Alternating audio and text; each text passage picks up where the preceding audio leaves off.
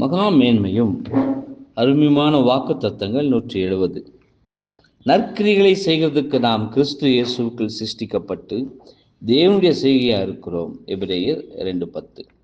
இந்த ஜீவனுள்ள கற்களை திரைக்கு அப்பால் ஒன்று சேர்ப்பது உயிர்த்தெழுதலின் வல்லமையினாலே ஆகும் என்பது சாலோமோன் ஆலயம் கட்டப்பட்ட விதத்தில் அருமையாக சித்தரிக்கப்பட்டுள்ளது.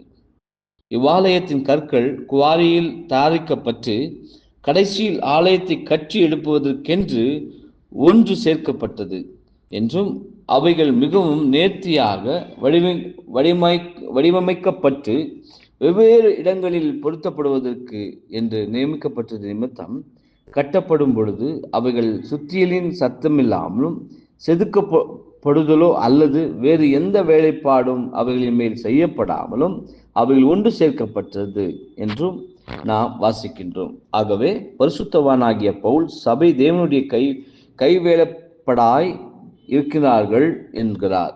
மேலும் திரைக்கு அப்பால் திருத்தப்படுவதற்கோ அல்லது மாற்றப்படுவதற்கோ எவ்வித அவசியமும் இராதபடி அவருடைய வேலை மிக நேர்த்தியாக நிறைவேற்றப்படும் இவ்விதமான கண்ணோட்டமே கர்த்தருடைய ஜனங்களுக்கு விசேஷமான நன்மையும் ஆதாயமுமாகவும் இருக்கும்.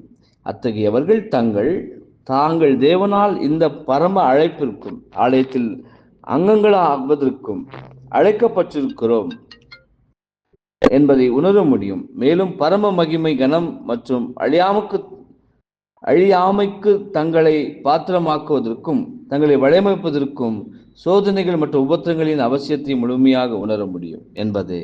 ஆமென்.